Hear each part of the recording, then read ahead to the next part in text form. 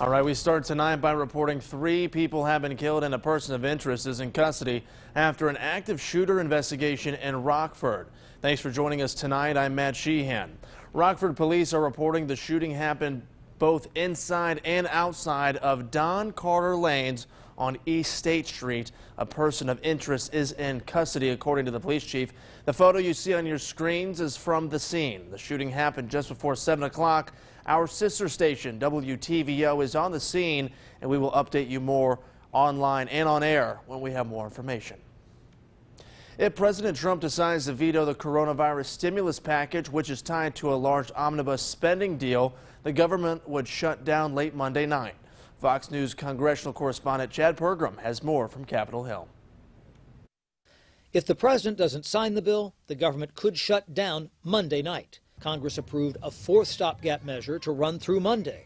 That bought Congress time to assemble the massive 5,600-page COVID government funding bill and avert a shutdown then. But the president's opposition caught everyone off guard. I'm also asking Congress to immediately get rid of the wasteful and unnecessary items from this legislation. The president entered the fray from time to time and seemed to undercut his negotiator, Treasury Secretary Steve Mnuchin, often proclaiming he wanted more. I would like to see a bigger stimulus package, frankly, than either the Democrats or the Republicans are offering. Liberals pushed for $1,200 stimulus checks. We have half of our population working day to day, living paycheck to paycheck, trying to survive. But Democrats settled on only $600 in direct payments because Republicans opposed anything higher. The crisis is a familiar holiday tune. 2 years ago, lawmakers thought they had an agreement with the president to fund the government just before Christmas. The nays are 21, with Rudolph responding present.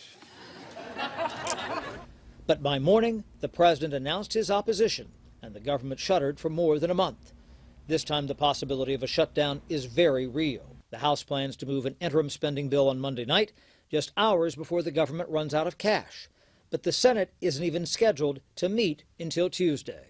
The Constitution requires the president to sign or veto a bill within 10 days. Sundays excluded, but this bill hits his desk right before the end of a congressional session. So it's possible President Trump could ignore the bill. The president never outright said he would veto the bill, and he may not have to. It's called a pocket veto. The president takes the bill and puts it in his pocket. The congressional session ends on January 3rd, and it's as though the bill never happened.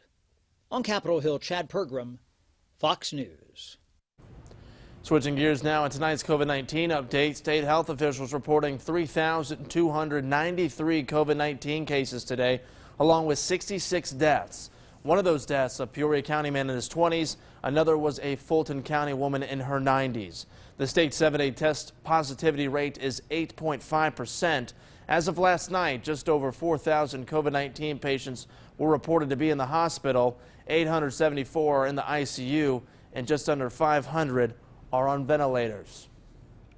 2 vaccines now approved for fighting COVID-19, but pregnant women are unsure whether the vaccine is safe for their babies. Both the Pfizer and Moderna vaccines not tested on women who were pregnant. However, according to the Society for Maternal and Fetal Medicine, women received the vaccine, then found out they were pregnant later. A high-risk pregnancy expert at OSF says there's not any increase in the risk for miscarriage or birth defects with the vaccine. We've got more information on our website, ciproud.com. Well, federal authorities are asking the public for assistance in their investigation into the Nashville Christmas Day explosion. This comes after police say what appears to be human remains have been found near the blast site. Fox News correspondent Charles Watson has more from Nashville, Tennessee. Nashville is safe. We feel and know that we have no known threats at this time against our city. The heart of Nashville's downtown tourist scene almost deserted. Nearby buildings suffered significant damage and police sealed off the area after an RV blew up early Christmas morning. It's an explosion police say was deliberate. Having been up there and seen that scene, it's like a giant jigsaw puzzle created by a bomb that throws pieces of evidence across multiple city blocks. Metro Nashville police say officers responded after receiving a report of gunfire. When they arrived, they found an RV playing a recording warning a bomb would detonate in 15 minutes. Police cleared the area and called the bomb squad. But then within 10 minutes, I was laying in bed and there was just the biggest explosion I've ever heard. Witnesses said the explosion shattered glass, knocked down trees, and shook and damaged buildings. One of the officers was blown off his feet during the blast, but no serious injuries were reported. Authorities say 3 people went to the hospital, although none are in critical condition.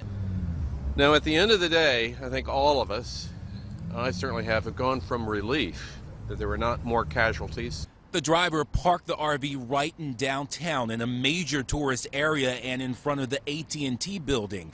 AT&T says the explosion damaged its facilities, affecting service for some of its customers in the area.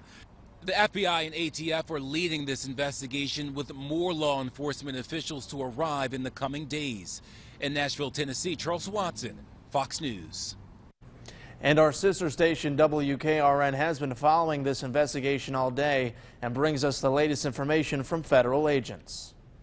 We are in front of a home that federal agents say is connected to a person of interest in the downtown Nashville Christmas Day bombing. This is what the scene looked like earlier today as FBI and ATF agents came in and out of the house collecting evidence and taking photos. We also saw a SWAT team on scene, but they left the area in an armored vehicle shortly after we got here. The basement door, which leads out to the fenced-in backyard, was open, but we could not see what was inside. If you search the address here on Bakertown Road on Google Maps, you will find an image of the home captured in May 2019, which shows an RV in that fenced-in backyard that looks very similar to the images that Metro Police released of the trailer that exploded in downtown on Christmas morning. Neighbors tell us the RV has been parked there for years, and now it's gone. It was old, didn't look used, didn't look like it was taken out or used at all, really.